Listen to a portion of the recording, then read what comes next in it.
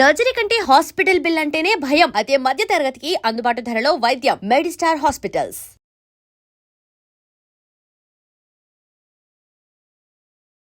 మీ రెండో సినిమా వివరాలు అడగచ్చా? ఇంకా సూనా?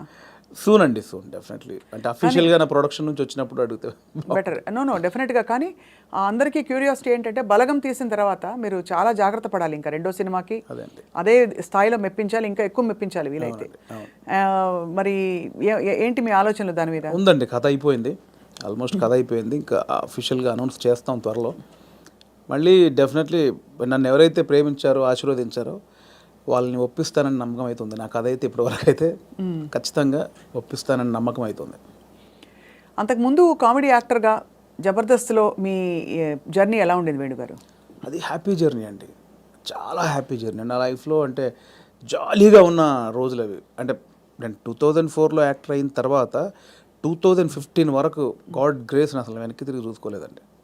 అంటే నేను డైలీ 4 షూటింగ్లు 5 షూటింగ్లు. అంటే ఈరోజు హైదరాబాద్లో ఉంటే సడన్గా మీరు వేణుగారు ఎక్కడున్నారంటే ఈరోజు ఇక్కడే ఉన్నానండి ఈవినింగ్ అంటాను. రేపు ఫోన్ చేసి దుబాయ్లో ఉన్నానండి. అదేంటి నేను ఈవినింగ్ హైదరాబాద్ అన్న అంత బిజీగా ఉన్నాను నేను. అంత బిజీగా ఉన్నా డైలీ 3-4 షూటింగ్లు, ఈవెంట్స్ అని దుబాయ్లు, ఫారిన్ షెడ్యూల్స్, చాలా బిజీగా ఉండేవాడిని. ఐ థింక్ 4 నుంచి 15-16 వరకు నేను వెనక్కి తిరిగి చూసుకోలేదు. అంటే మా ఇంట్లో నెలకి ఒక వారం రోజులు తింటే హ్యాపీ, అంతే. అంత బిజీగా ఉండేవాళ్ళు.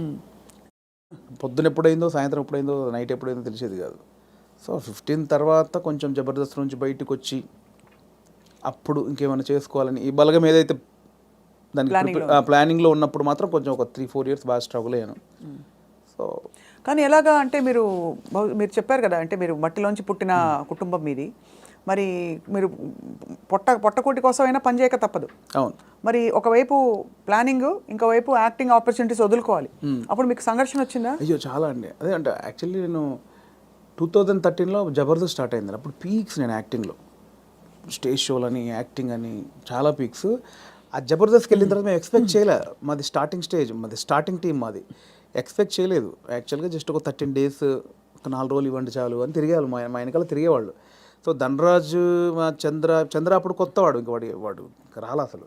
ధనరాజు నన్ను పక్కగా పట్టుకున్నారన్నమాట వాళ్ళు. అంటే మేము ఇద్దరే అంతకుముందు స్కిట్లు చేసాం, స్మోక్ టీవీ అని అవన్నీ చేసాం. సో వీళ్ళని పట్టుకోవాలని చాలా పట్టుకున్నారు. నేను కన్విన్స్ అవ్వాల, ఎందుకంటే సినిమా నేను అప్పట్లో కొంచెం టీవీ అంటే టీవీకి వెళ్తే సినిమాకి రాలేరేమో అనేది ఉంది. ఇప్పుడు లేదు. ఇప్పుడు స్క్రీన్ అనేది ఉన్నది తప్ప big screen, small screen, phone screen లేదు. ఇప్పుడు స్క్రీన్ అంతే. అప్పుడు ఆ వేరియేషన్స్ ఉన్నాయి. సో అప్పుడు 13 రోజులు మంచి అమౌంట్ ఎక్స్పెక్ట్ చేయని అమౌంట్ ఒకటి. 4 days కదా అని లైట్గా కమిట్ అయ్యాం. ఆ 4 daysలో 13 episodes మీకు తెలుసు. అది జబర్దస్త్ స్టార్టింగ్ 18 రేటింగ్. అంటే గురువారం వస్తే వెయిట్ చేసేవాళ్ళు, గురువారం కోసం ఒక టీవీ షో కోసం వెయిట్ చేసేవాళ్ళు. సో 13 days తర్వాత మళ్ళీ బతిలాడి ఇప్పుడు అనుకున్న అమౌంట్ కంటే డబ్బులు పెంచారు. సరే అని మళ్ళీ 13 చేసాం, 27 episodes చేసాం. ఆ తర్వాత ఇంకా అది జబర్దస్త్ ఎట్లా అయిపోయిందంటే తెలుగు రాష్ట్రాల్లో గురువారం వస్తే ఏంటి అనేది. ఇప్పుడు స్కిట్లు రాయడం అది కూడా ఎలా జరిగేది? అది ఉండేది. సో అప్పుడు ఏంటంటే అప్పుడు ఇంకా ఇది మీకు తెలియట్లేదండి, ఇది చాలా అద్భుతం, మీకు ఎంత అంటే అంత ఇస్తాం, మీరు కంటిన్యూ చేయండి అన్నారు. అప్పుడు నేను ఏంటంటే నాకు సినిమా అనేది, నేను సినిమా కోసం వచ్చాను, ఇది చాలా బాగుంది, చాలా డబ్బులు ఇస్తున్నారు, ఇంటింటికి గడప గడప వెళ్ళాం, రీచ్ అయ్యాం, ఇంత డబ్బులు వస్తున్నాయి, అటు షోలు, రెమ్యునరేషన్ అన్నీ వస్తున్నాయి, కానీ నాకు సంబంధించింది పోతుంది.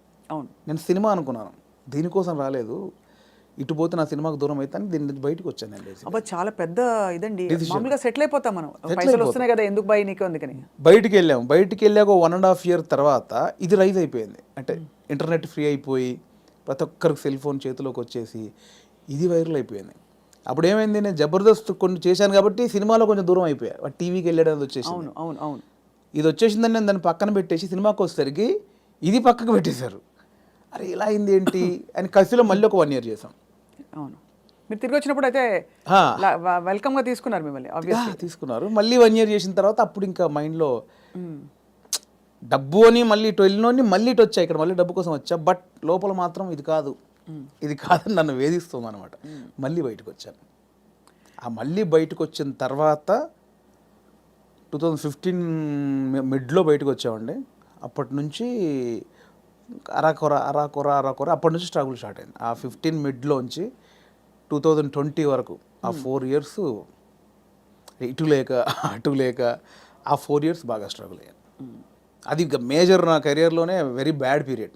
అంటే తినడానికి ఉండడం వేరు, అది వేరు, బట్ మైండ్ బిజీగా ఉండడం మెయిన్ ఇంపార్టెంట్. అవును, మైండ్ బిజీ. మనం అసలు ఎక్కడ ఎటు వెళ్తున్నాం అని ఒక తెలుస్తుంది కదా లోపల. పొద్దున 6 గంటలకు వేస్తే స్టాఫ్ వచ్చారా, పొద్దున 12 గంటల వరకు ఈ షూటింగ్, మధ్యాహ్నం ఆ షూటింగ్, దుబాయ్, ఇటు ఆస్ట్రేలియా, ఇవి అన్నిట్లో ఈ స్కిట్లో బిజీ ఉంటుంది. ఇప్పుడు మీరు ఇందాక అడిగారు స్కిట్లు, మినిమం ఒక స్కిట్ రాయడానికి 2 రోజులు పట్టేదండి. ఎవరు రాస్తారు? నేను, నా టీం మెంబర్స్, ఎవరైనా ఒక రైటర్, అంటే మనకు సింక్లో ఉన్న మెయిన్ టీమ్ లీడర్ దగ్గరనే ఉంటుందండి. ఇంప్రూవ్ అని ఉంటుందండి యూఎస్ లో, అంతా ఉంటుంది ఇది. 100% ఇంప్రొవేషనే స్క్రిప్ట్ అండి, స్క్రిప్ట్ రైటింగ్ ఏ ఉండదు. సో మీకు దానికి నేపథ్యం, మీరు Depends థియేటర్కి అది. వెళ్ళారా?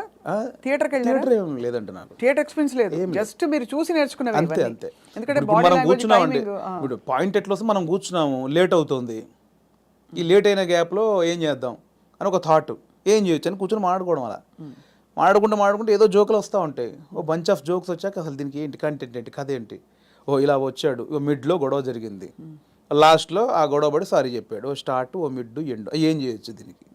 అలా కూర్చి స్కిట్ రాయడమే, అలా టీం అంతా రాయడం, ఆలోచన ఎక్కడ పాయింట్ వస్తుంటుంది. అది టైమింగ్ ఎడిటింగ్ లో అసలు అంటే మా టైంలో అయితే ఎడిటింగ్ సెన్స్ లేకుండానే దింపేసేవాళ్ళం అండి. నింపేశారు. ఇప్పుడు ఎలా ఉందో నాకు తెలియదు. నా ధనరాజు కానీ, నేను కానీ, అప్పుడు రాఘవ్ గారు కానీ, చంద్ర కానీ, అంటే అప్పుడు ఇప్పుడంటే పాపం వాళ్ళు జబర్దస్త్ వాళ్ళకి ఇప్పుడు వాళ్ళకి ఏమైందంటే కొన్ని వేల పాయింట్లు టచ్ చేశారండి. అవును, ఎన్ని స్కిట్లు అయి ఉంటాయి, కొన్ని వేల స్కిట్లు అయి ఉంటాయి, వేల పాయింట్లు టచ్ చేశారు. ఇంకేం చేయాలో అర్థం కాక వాళ్ళకి. అవును. అప్పుడు మేము కొత్త కాబట్టి మాకు అన్ని కొత్తయే, ఆల్ పాయింట్స్. ఇప్పుడు అత్తా కోడళ్ళు ఓ 100 పాయింట్లు ఉంటాయి, అప్పుడు మాకు అవన్నీ కొత్త. ఇప్పుడు అత్తా కోడలు చేయమంటే ఏది చేసినా కూడా ఆల్రెడీ చేసినట్టే ఉంటుంది. సో అట్లా మాకు చాలా పాయింట్స్ దొరికేవి. ఇప్పుడు చంద్ర మొత్తం ఫ్యామిలీస్ మీదకి వెళ్ళిపోయాడు, నేను అన్నీ కొంచెం టిపికల్గా ఉండాలి, అరే నేను ఈ కొంచెం కొత్తగా ఏదో చేసేవాడిని, ధనరాజు ఇంకో, అట్లా ఎవరి కేటగిరీ వాళ్ళకు ఉండేది. సో అప్పుడు పోటాపోటీ బాగా చేసాము. సో ఆ 15 నుంచి బయటకు వచ్చాక అంత మంచి రెమ్యునరేషన్స్ కానీ, ఈవెంట్స్ కానీ, మీకు తెలుసు ఈవెంట్స్ ద్వారా మంచి ఆర్టిస్టులకు మంచి ఆదాయం ఉంటుంది, చాలా బాగుంటుంది. అదే కదా. సో అటు ఇటు మిస్ అయ్యి ఈ 15 నుంచి 20 వరకు నేను దాదాపు మీరు ఎక్స్పెక్ట్ చేయలేని అమౌంట్ మిస్ అయిపోయాను. సో ఆ లోపల అది ఉంటుంది, అది బాధ అనమాట, తిండికి బాధ కాదు. అనవసరంగా దాంట్లోంచి బయటకు వచ్చావు, ఇప్పుడు ఇంత పోయింది, ఇప్పుడు ఇది లేదు అది లేదు.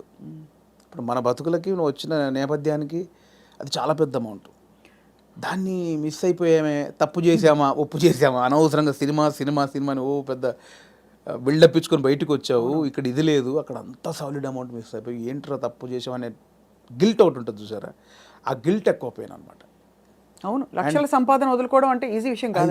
అండ్ ఇప్పుడు పొద్దున్న లేవగానే ఇంకొకటి అండి, ఒక బిజీ పర్సన్ మీరు ఉన్నారు స్వప్న గారు అంటే, మీరు ఇంకా మిమ్మల్ని కట్టేసినా కూడా మీరు ఆగలేరు, ఎందుకంటే మనకి అంత ఉంది, అంత పని చేసేవాళ్ళు పొద్దున్న లేవగానే మనం ఏం పని లేదంటే ఎలా ఉంటుంది.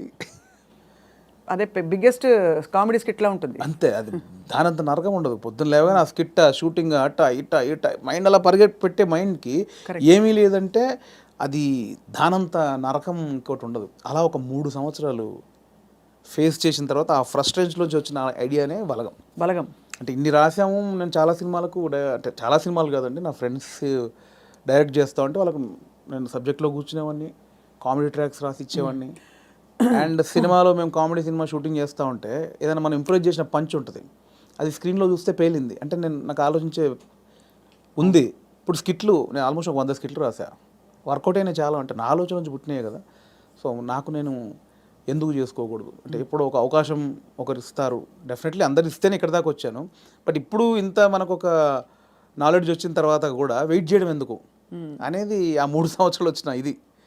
అక్కడ సరే నేనే హీరోగా చేసుకుందాం, నేనే రాసుకుందాం, నాకు ఒక కథ రాసుకుందాం, నన్నే ఇలా ప్రజెంట్ చేసుకుంటే దాన్ని చూసి వేషాలు వస్తాయి మళ్ళీ అనే దాంట్లో నేనే ఒక పాయింట్ అనుకుందామని స్టార్ట్ చేసిన జర్నీ. ఒక 3-4 పాయింట్లు అనుకొని అవన్నీ రెగ్యులర్గా ఉన్నాయి. ఇలా అయితే నన్ను ఎందుకు చూస్తారు, చాలామంది అలా వస్తున్నారు కదా. నన్ను చూడాలంటే మళ్ళీ నేను కొంచెం బ్యాక్వర్డ్ అయి ఉన్నాను, ఇప్పుడు నన్ను కొత్తగా చూడాలి, కంప్లీట్ ఆపోజిట్గా చూడాలి, అది ఏం చేయొచ్చు. చాలా సాహసోపేతమైన జర్నీ అది. అలా ఏం చేయొచ్చు అన్న పుట్టినప్పుడు థాటే ఒక చావులో ఎలా ఉంటుంది అంటే, నేను మా నాన్న జరిగిపోయినప్పుడు ఉన్న సిచ్యువేషన్స్ అన్నీ ఫనీగా చూసాను. ముందు ఎమోషన్ కాదు, అది ముందు ఫనీగా చూశాను. అంటే ఇప్పుడు తెలంగాణలో ఏంటంటే చేదునూరు అని ఉంటుంది, అంటే చుట్టం చూపు వాడు వచ్చినప్పుడు వాళ్ళని ఓదార్చిన తర్వాత చేదునూరు అనేది ఉంటుంది. అంటే ఇంత మందు తీసుకొచ్చి, ఇంత చికెన్ మటన్ తీసుకొచ్చి నా వంతుగా నీకు ఒక భరోసా ఇచ్చి నీ బాధని తొలగించి ఈ వచ్చిన వాళ్ళు ఇస్తారు. అంటే ఆచారం ఏంటంటే అండి, ఇప్పుడు నేనున్నాను, నాకు ఒక మా ఇంట్లో ఎవరో చేదు జరిగింది, ఎవరో చనిపోయారు, చేదు జరిగింది. మా బావను, మా మావయ్యను, బావ మరుదు ఎవడు వాడు వచ్చి నన్ను ఓదార్చి, సరే బావ జరిగిపోయిందని ఈ బాధను దూరం చేయాలి. నాకు ఏదైతే ఆ మిస్సింగ్ ఫీల్ ఉందో దాన్ని దూరం చేయగలని ఏం చేయాలి, ఇంత మందో బిందో తీసుకొచ్చి కాసేపు 2 గంటలు సపోర్ట్ ఉండి కడుపు నిండా తినబెట్టి ఏం కాదులే నేను ఉన్నానులే అని సపోర్ట్ ఇచ్చే వెళ్ళే విధానం అనమాట అది. కరెక్ట్, అవును. సో అదొక ఆచారంగా వచ్చింది, చేదు నోరు అంటాం. ఇప్పుడు పెద్ద ఫ్యామిలీ అనుకోండి, ఇప్పుడు ఇప్పుడు ఇప్పుడు ఇప్పుడు బాంబేలో ఉంటారు ఒకరు బావంట ఆయన, అక్కడ 10 మంది చుట్టాలు ఉన్నారు, ఇక్కడ చనిపోయింది, కంపల్సరీ రావాలి, వస్తారు, ఈ ప్రక్రియ కూడా చేయాలి. ఇప్పుడు 10 మంది 10 రోజులు ఉండలేరుగా, 2 రోజుల్లో చేసి వెళ్ళిపోవాలి. అవును. సో 10 మందిది వీడు తాగాలి, నేను తాగాలి, తినాలి, తాగాల్సిందేనా అంటే బాంబే నుంచి వచ్చాడండి పాపం, అంతే కదా, మా బావకి ఇలా జరిగిందని ఏదో ఆయన తృప్తికి చేసే, నేను ఒక ముక్కనాన్న తినకపోతే ఆడేమనుకుంటాడు, ఫీల్ అవుతాడు కాబట్టి చేయాలి, కంపల్సరీ. పడతారు. సో ఈ ప్రాసెస్ మా నాన్న జరిగింది అనమాట. మాది పెద్ద కుటుంబం, మా అమ్మకి నేను 9వ వాడిని, మా పెదనాన్నలు 6, మా మేనత్తలు 3. ఆహా. సో మా ప్రతి పెదనాన్నకి ఫ్యామిలీ మినిమం 10 మంది, 7 మంది, 8 మంది, వాళ్ళందరూ వచ్చి అందరూ 200 మంది మా కజిన్స్ ఉంటారు, అన్నయ్యలు, వదినలు, వాళ్ళ పిల్లలు అందరూ వచ్చేసి ఏమైపోయిందంటే ఆ 11 రోజులు మా నాన్నది చనిపోయిన నెక్స్ట్ డే నుంచి మార్నింగ్ ఒక సెటప్, 11 o'clock ఒక సెటప్, 1 o'clock తప్పదు. దీనిలో ఏం జరుగుద్ది, ఇప్పుడు నేనున్నాను, మీరు వచ్చారు, రాగానే సరే బావ ఇలా జరిగిందంటే సరే కూర్చో తాగదు అంటే కాదు కదా, మీరు అడుగుతారు ఎలా జరిగింది బావ ఏంటి అంటే నేను చెప్పాలి, నేను ఇలా ఉన్నట్టు నాన్న చూస్తూ అని ఏడవాలి. ఓకే అయిపోయింది. ఇప్పుడు 12 o'clock ఇంకోటి వచ్చాడు, వాడికి కూడా సేమ్ ఏడవాలిగా. రాగానే రాబావ కూర్చోండి, వాడు మళ్ళీ చూసేవాడు ఒక కంట నీరు కూడా పెట్టలేదు, వాడు రాగానే తాగినని వాడు అనుకుంటాడని వాని కోసం మళ్ళీ సేమ్ ప్రాసెస్. ఏమైందంటే నానిలా లేడు అన్నీ అంటే నాకు అలా మంది ఎలా జరుగుతుందంటే వస్తున్నారు, తాగుతున్నారు, ఏడుస్తున్నారు, తింటున్నారు, పంటున్నారు, ఏడుస్తున్నారు, ఏంద్రా అది. అప్పుడు నా చిన్న వయసు 99లో మా నాన్న చనిపోయినప్పుడు ఆ వయసులో నాకు అది అనిపించింది, మీరు సెలబ్రేట్ చేసుకుంటున్నారా, బాధపడుతున్నారా, ఎంజాయ్ చేస్తున్నారా అనేది ఒకటి ఉంది, ఎప్పుడో చూసినది. అది ఇక్కడికి షిఫ్ట్ అయిందనమాట. ఎలాంటి కథ చేయొచ్చు అదే అదే అదే అదే అన్నప్పుడు మా ఫ్రెండ్ ప్రదీప్ అద్వైతం అని ఇప్పుడు నెక్స్ట్ వైజయంతి మూవీస్లో పెద్ద సినిమా చేస్తున్నాడు. సో నాకు బెస్ట్ ఫ్రెండ్ అనమాట. సో తను ఏంటంటే ఒకసారి 10 days కనిపించలా, మళ్ళీ వస్తే డార్లింగ్ ఎక్కడికి వెళ్ళామంటే ఇట్లా మా పెద్దనాన్న చనిపోయాడు రా, గమ్మతుంటుంది మన తెలంగాణలోని, మా తాగుడు గోల ఇలా ఏడుపు అని అన్నాడు. అది స్ట్రైక్ ఏదో బాగుంది కదా అని ఒకసారి రివెండ్కి వెళ్తే మా నాన్నది ఇంత జరిగింది కదా ఫన్ ఇక్కడ, ఇది కదా మనం ఆపోజిట్గా చెప్దాం అనుకున్నాం, అక్కంచెలు మొదలైన కథ. సో అప్పుడు ఒక 4 సీన్లు రాసుకొని ఫ్రెండ్స్కి చెప్తే వాళ్ళు హిలీరియస్గా నవ్వి దానికి ఇంకో 4 సీన్లు వేసి. కానీ ఇక్కడ విశేషం ఏంటంటేనండి, జబర్దస్త్ కావచ్చు, ఇది కావచ్చు, చాలా సీరియస్ అంశాలని లైటన్ చేయడం ఈజీ కాదు. సెంటిమెంట్స్ హర్ట్ అవుతాయని ఒక బాధ ఉంటుంది కదా. ఇప్పుడు మీరు పిల్లలు పుట్టలేదు ఒక జంటకి, దాని మీద మీరు జబర్దస్త్లో ఒక స్కిట్ రాయాలనుకోండి, చాలా మంది హర్ట్ అయిపోతారు, నీకు అసలు మనసుందా, నువ్వు సమాజంలో బాధ్యత గలవాడిగా, ఇవన్నీ అడుగుతారు ఆబ్వియస్లీ కదా. అలాంటిదే చావు కూడా చాలా పర్సనల్, చాలా ఇది. కానీ ఇందులో మీరు ఒక విధమైన హ్యూమరు, లైఫ్లోని చాలా సటిల్గా జరిగిపోయే ఇవన్నీ తీసుకొచ్చారు చూడండి. అది దాన్ని కూడా మన పెద్దవాళ్ళు చెప్పిన నిదర్శనాలండి నిజంగా. అంటే ప్రతి విషయంలో మీకు సీరియస్నెస్ ఉంటుంది, కామెడీ ఉంటుంది. ప్రతి ఇన్సిడెంట్లో మీరు కామెడీ, ఇప్పుడు ఇది సీరియస్ అనుకోండి ఒక చావు అనేది, ఎగ్జాక్ట్ లేకపోతే కామెడీగా తీసుకుందాం, కానీ దానిలో కూడా సీరియస్ ఉంటుంది. ఇది చావు అనేది సీరియస్ అనుకోండి, దానిలో మనం కామెడీ చెప్పాను నేను, కానీ ప్రాపర్గా ఒక కామెడీ ఎపిసోడ్ ఉందనుకోండి, దాంట్లో సీరియస్ కూడా ఉంటుంది. మనం చూసే దృష్టికోణమే. నాకు ఒకసారి ఏమైందంటే అవునన్నా కాదన్నా అనే సినిమాకి మేము ట్రిప్కి వెళ్ళామన్నమాట. సో తేజ గారు, ఉదయ్ కిరణ్ గారు, సుమన్ శెట్టి, నేను, ధర్మవరం సుబ్రహ్మణ్యం గారు. ఆయన ఒక చోట ఒక మాట అన్నాడండి ఒక ఇంటర్వ్యూలో, ప్రెస్ వాళ్ళు అడిగారు, అదండి అందులో కొంచెం బూత్ ఉందండి, శృంగారం ఎక్కువ ఉందండి అంటే ఆయన ఒక మాట, ఏ సందర్భమో నాకు తెలియదు, ఒక మాట నన్ను పడిపోయింది. ఏమైనా ఇప్పుడు ఎయిడ్స్ మీద సినిమా చూస్తున్నప్పుడు, ఎయిడ్స్ మీద అవగాహన కల్పించడానికి ఒక సినిమా చేస్తున్నప్పుడు ముందు శృంగారం చూపించాలి. వాడు ఎలా అడిక్ట్ అయ్యాడు శృంగారానికి, కొంచెం బ్యాడ్ రూట్ ఎలా పట్టాడంటే అవన్నీ చూపించాలి. కొంచెం ఆ రొమాంటిక్ అప్పీల్ చూపించినప్పుడే ఇది చెప్తావు, అది చూపించకుండా ఇది చెప్తే ఎవడు చూడ్డాయి అన్నాడు. కరెక్ట్, అంతే, అది నిజమే. మీకు అర్థమైంది? నాకు అందులో ఏదో దొరికింది నాకు. అంటే మనకు మంచి చెప్పినప్పుడు దానిలో చెడు కారణమైంది ముందు చెప్పినప్పుడే, ఇది చెడు, దీనివల్ల ఇది జరుగుతుందని చెప్తాం కదా. అవును, ఆ మంచిని పట్టుకుంటే సరిపోతుంది, పట్టుకోవాలి. అదే దానికోసం ఇవన్నీ తప్పదు, మేకప్ చేయడం తప్పదు. పలకం కూడా అంత, నేను రాగానే కుటుంబాలు కలుస్తాయంటే ఎవరు చూడరు. కుటుంబం కలవాలి అంటే సోది అనుకుంటారు. దానిలోనే మనం ఏం చేయొచ్చు, ఎలా చెప్పొచ్చు అనేది. కానీ ఎంత ఎంత సూక్ష్మమైన ప్రయాణం మీలో జరిగిపోయింది చూడండి. మీ ఎదుగుదల ద్వారా ఎన్ని విషయాలు మీరు గ్రహించుకున్నారు. మీకు ట్రైనింగ్ లేదు, బ్యాక్గ్రౌండ్ లేదు. అంటే యూజువలీ నేను ఐఎమ్ ఫ్రమ్ థియేటర్ అని చెప్పుకుంటారు చాలామంది. మీకు సినిమానే అండి, నేను థియేటర్ సినిమా షూటింగ్లో చేసినప్పుడు cinema is your learning platform, అంతేనా? అండ్ నాకు ఏదైతే వచ్చిన గ్యాప్ ఉందో అదే ఇప్పుడు నా సక్సెస్కి లీడ్. అది అయితే మీ పైసలన్నీ మాకు ఇస్తారా? లేవు, ఎక్కడి ఆ 3 సంవత్సరాలు ఎలా బతికాననుకుంటారు?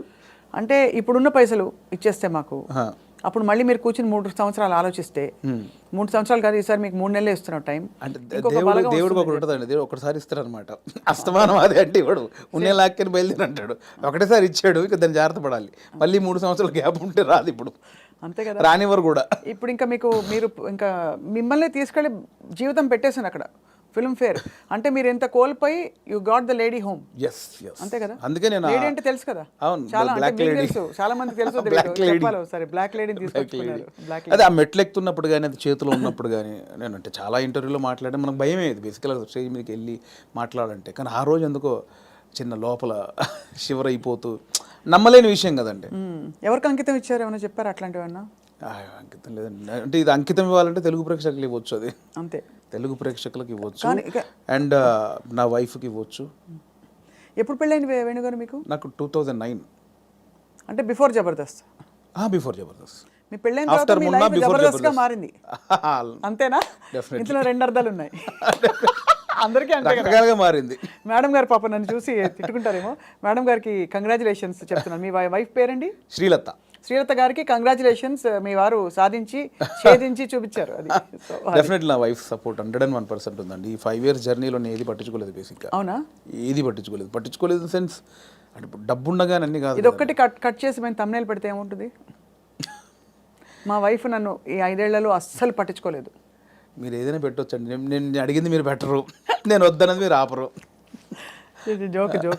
నాకు అంటే మిమ్మల్ని చూస్తే మా అందరికీ జబర్దస్త్ స్ఫూర్తి వచ్చేస్తుంది అనమాట. నా వైఫ్ సపోర్ట్ 100% ఉంది. తను నాకు ఎక్కువ బర్డెన్ ఇవ్వలేదు, పిల్లల విషయంలో కానీ ఫ్యామిలీ విషయంలో కానీ నన్ను అర్థం చేసుకుంది బాబు. చాలా అవసరం కదండి ఎందుకంటే ఏ సినిమాలు అంటావేంటి, ఉద్యోగం చేసుకోక అని అనే వైఫ్స్ ఉంటారు, లేదు వచ్చేని పని చేసుకోవచ్చు కదా అని అనేవాళ్ళు ఉంటారు. అంటే ఈ ఇప్పుడు అబ్వియస్లీ సినిమా ఫీల్డ్ మీకు తెలుసు, నిద్ర పట్టదండి బేసిక్గా. 11 అవుద్ది, 12 అవుద్ది, సినిమాలు చూస్తూ ఉంటాం, కళ్ళు స్ట్రెయిన్ అయిపోతుంటాయి, బెడ్ మీదకి పడుకుంటాం, అలా అయిపోతాయి కళ్ళు.